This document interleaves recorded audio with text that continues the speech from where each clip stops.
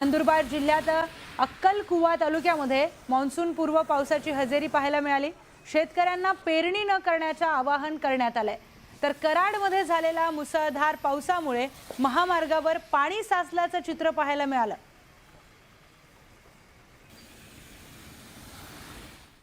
तर उत्तर पुणे जिल्ह्यातील आंबेगाव आणि जुन्नर तालुक्यामध्ये झालेल्या वादळी वाऱ्यासह पूर्व मोसमी पावसाने शेतकऱ्यांचे मोठे नुकसान केले। अनेक घरांची कौलं आणि पत्रे ही उडून गेली आहेत, तर गोठेही जमीनदोस्त झालेत। घरातील संसारोपयोगी साहित्य आणि अन्नधान्य भिजल्यामुळे शेतकरी मात्र अडचणीत सापडलेत। पावसाळ्याच्या तोंडावरच निवारा उद्ध्वस्त झाला, त्यामुळे शेतकऱ्यांसमोर मोठे संकट उभे राहिले। आम्ही राहायचं कुठं? शेतकऱ्यांना ही संकट येतात। शेतकरी धान्य मातीमोल झाले, सगळं धान्य भिजून गेलेलं आहे। ताई, काल तुम्ही घरामध्ये होता, अचानक पाऊस आला, काय परिस्थिती, कशा पद्धतीने कालचा माहोल होता? काल पूर्ण चक्रीवादळ आलेलं सर। 2 सासूबाई माझे सासरे इथे होते। अगदी त्यांना उभं राहता येत नव्हतं एवढ्या प्रमाणात, आणि दरवाजा पण ओपन करू शकता। आता तुम्ही पाहिले पाठीमागं गोठा आहे, त्याच्यामध्ये पत्रे वगैरे आता त्यांच्या बघा इथे डोक्याला लागले, इथं हाताला लागले, बॅक साईडला पण हे झालेलं आहे। त्यांना डॉक्टरकडे पण आम्ही हे केलेलं इथपर्यंत, आणि घरात धान्य वगैरे आहे त्याचं पण भरपूर प्रमाणात नुकसान झाले। त्यामुळे शासनाने म्हणजे आर्थिक मदत द्यावी। बातमी आहे सिंधुदुर्ग जिल्ह्यामधून। सिंधुदुर्ग जिल्ह्यामध्ये मान्सून पूर्व पावसाने हजेरी लावली आहे। सावंतवाडीसह जिल्ह्यातील अनेक ग्रामीण भागांमध्ये आज सकाळपासून ढगाळ वातावरण पाहायला मिळत आहे। ठिकठिकाणी तुरळक स्वरूपाचा पाऊसही झालाय। अचानक बदललेल्या हवामानामुळे उकाड्यापासून नागरिकांना काहीसा दिलासा मिळालाय। सावंतवाडी, दोडामार्ग, कुडाळ आणि अन्य ग्रामीण भागात आकाश ढगांनी व्यापलेलं असून वातावरणामध्ये गारवा निर्माण झालाय।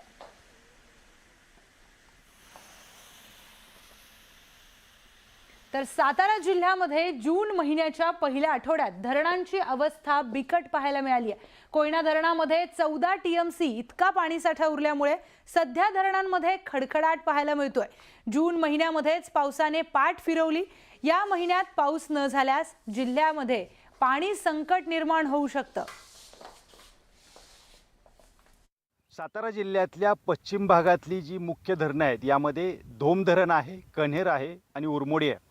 या धरणांमध्ये सध्या पाणी पातळी खालावल्याचं चित्र एकूण आपल्याला पाहायला मिळतं आहे। मी आत्ता कन्हेर धरणाच्या शेजारी उभा आहे, तुम्हाला इथलं सगळं मी दृश्य दाखवतोय। आपण पाहू शकता हे कन्हेर धरण आहे आणि याची पाणी पातळी खूप खालावली आहे। हे धरण जे आहे हे जवळपास 10.33 TMCचं धरण आहे, मात्र आत्ता या धरणामध्ये अवघा 3 TMC एवढाच पाणीसाठा शिल्लक आहे। याच्यामुळे हा पाणीसाठा पुढे किती दिवस पुरेल हे सांगता येत नाही आहे। आणि या धरणामधून सध्या जे आहे ते 400 क्युसेक एवढा पाण्याचा विसर्ग केला जातो। याचं कारण म्हणजे खालील धरणाच्या खाली जी शेती आहे किंवा गावं आहेत, या गावांसाठी आणि शेतीसाठी हे पाणी सोडलं जातं। यामुळं हा पाणीसाठा कधी संपेल याची कल्पना खरं तर इथं नाही आहे। मात्र सगळ्यात महत्त्वाचं म्हणजे पावसानं दडी मारलेली आहे या ठिकाणी, यामुळं हा धरणाचा पाणीसाठा कमी झाल्याचं चित्र एकूणच पाहायला मिळते।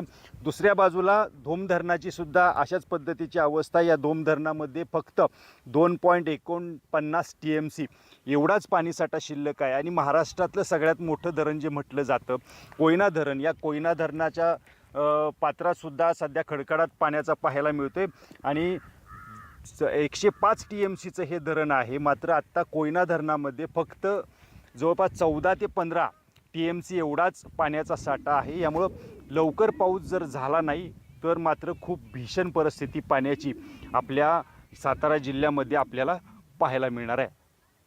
कॅमेरामन तुषार जाधव समी सचिन जाधव, न्यूज 18 मराठी, सातारा। तर पुणे जिल्ह्याच्या आंबेगाव तालुक्यातील खडकी परिसराला वादळी वारा आणि मुसळधार पावसाने झोडपून काढलंय। या पावसामुळे शेतकऱ्यांच्या शेतीमालाचं प्रचंड नुकसान झालं। एका शेतकऱ्यानं बाजारभाव गडगडल्यामुळे शेतकऱ्यांनी कांदा चाळीमध्ये साठवून ठेवला होता। मात्र वादळी वाऱ्यामुळे कांदा चाळीचं छप्पर आणि पत्रे उडून गेले। सुमारे 900 पिशवी कांदा पाण्यात भिजलाय। यामुळे शेतकऱ्यांचं लाखो रुपयांचं नुकसान झालंय। अहो, बाजार नाही म्हणून आम्ही 900 पिशवी कांदा साठवून ठेवता, पण हे वादळी वाऱ्याने आमचं घर, गोठा आणि कांद्याचं शेड अख्खंच उडून गेलं आणि कांदा भिजला अख्खं। 9 लाखाची नुकसान झाली आमचं। 5 लाख रुपये भांडवल होतं कांद्याला। सगळे कांद्याची लुचका कचरा सगळं उडालं, जनावरांची नुकसान उडून गेलं सगळं. 7-8 लाखाची त्या जनावरांची नुकसान आहे. पुढची महत्त्वाची बातमी, सरकारने कर्जमाफीची घोषणा केली असली तरी प्रत्यक्ष लाभ कधी मिळणार या प्रतीक्षेमध्ये शेतकरी आहेत. त्यामुळे ही घोषणा हवेत विरू नये अशी भूमिका शेतकरी व्यक्त करतात. त्यांच्याशी बातचीत केली आहे आमचे प्रतिनिधी ज्ञानेश्वर साळोखे यांनी. पाहूयात. शेतकरी कर्जमाफीची सरकारनं घोषणा केली आहे. लाखो शेतकऱ्यांना याचा फायदा मिळणार असल्याचा दावा आहे तो सरकारच्याकडून केला जातोय. आपल्यासोबत कोल्हापुरातले शेतकरी आहेत, त्यांची या संदर्भातली प्रतिक्रिया जाणून घ्या. सरकारनं आता कर्जमाफीची घोषणा केलेली आहे, तुम्ही ऐकलं असाल. काय वाटते, प्रत्यक्ष ही कर्जमाफी मिळेल? मिळाल्यानंतर मिळाले म्हणायचे, जो पण मिळत नाही तो पण आपण अशी घोषणा असत्या. नेते मंडळी काय करतात, इलेक्शन पुरतं घोषणा करायची, त्यानंतर त्याची अंमलबजावणी नाही. आणि वाढती महागाई, शेती भयंकर अडचण झालेलं आहे. वीज टंचाई आहे, खतांचे भरमसाठ वाढ वाढले आहेत. एक बॅग पाठीमध्ये 200-250 रुपये बॅग वाढलेलं आहे. शेती पुरवणं मुश्किल झालं आहे. लेबरचा प्रॉब्लेम फार आहे. नुसती घोषणा करणं सोपं आहे, पण त्याचं ॲक्च्युली खात्यावर जमा होणं ते पाहिजे ना. खरं तर या सगळ्या काळामध्ये नवजवळ जुनं शेतकरी कर्ज करत असते. आत्ता जी कर्जमाफीची घोषणा केली ही अगोदर करायला पाहिजे होती असं वाटतं? हां, अगोदरच करायला पाहिजे होती. कारण की या कर्जमाफीच्या नुसत्याच घोषणाच चालू आहेत. होते, करणार आहे, कारण हे प्रत्येक वर्षी चालूच आहे. पण आता जर हे लवकरात लवकर याच्यावर जर विचार झाला नाही तर 100% सरकारवरचा विश्वास लोकांचा उडणार आहे. पण सरकार म्हणते की लाखो शेतकऱ्यांना याचा फायदा होईल. हा फायदा ज्यावेळेला कर्जमाफी होणार त्यावेळेला फायदा हे होणार. पण आत्ताच चालू स्थितीने जर बघितलं शेती, तर शेतीपासून लोक लांब जायला लागल्यात. म्हणजे ही शेती नको अशी परिस्थिती आता शेतकऱ्यांची झालेली आहे. आज जी शेती करतात लोक, त्यांच्या घरातली मुलं आज ती शेती करायला तयार नाहीत. कारण त्यांना माहीत आहे की वडिलाला काय मिळते शेतीत आणि आपण काय केलं पाहिजे. या आता सध्या कर्जमाफी उपाय वाटते का तुम्हाला? सोपं आहे, पण ते अजून काही अंमलबजावणी जोपर्यंत होत नाही तोपर्यंत आपल्याला मिळत नाही. आपण सगळं ह्याच्यातच आहे, डबऱ्यातच आहे. शेतीत काही मिळत नाही. जोपर्यंत आमच्या पदरात काही पडत नाही तोपर्यंत आम्ही विश्वास ठेवणार नाही, अशा पद्धतीची भूमिका शेतकरी या ठिकाणी व्यक्त करताना पाहायला मिळत आहेत. व्हिडिओ जर्नलिस्ट संदीप पाटील आणि साळुके, न्यूज 18 मराठी, कोल्हापूर. तर वीज कपात आणि नदीतील पाण्याच्या उपशावर असलेल्या बंदीमुळे कोल्हापुरामध्ये करवीर तालुक्यातील शेतकरी अडचणीत सापडलेत.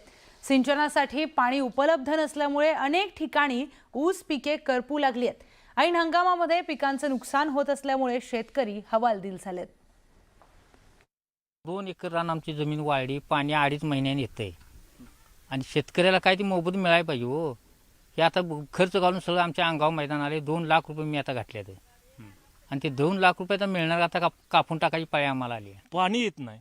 पाणी असलं तर लाईट पण नाही. लाईट असलं की पाणी आले की वावरा आले की तवर लाईट गेली मग तवर आणि आम्ही शेतकऱ्यांनी काय करायचं नेमकं, म्हणजे या सरकारला कळा पाहिजे.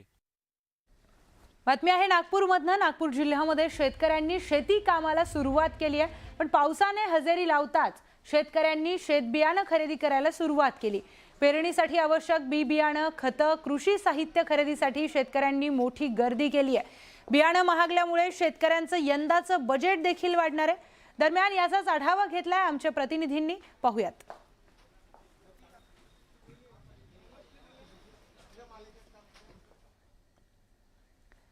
आता पुढच्या बातमीकडे आपण वळूयात. पुण्याच्या जुन्नर आणि आंबेगाव तालुक्यामध्ये वादळी वाऱ्यासह जोरदार पाऊस झालाय. त्यामुळे केळी बागांचं मोठं नुकसान झालंय. केळी उत्पादक शेतकरी यामुळे आर्थिक संकटात सापडलाय. तातडीने पंचनामा करून नुकसान भरपाई देण्याची मागणी करण्यात आली आहे.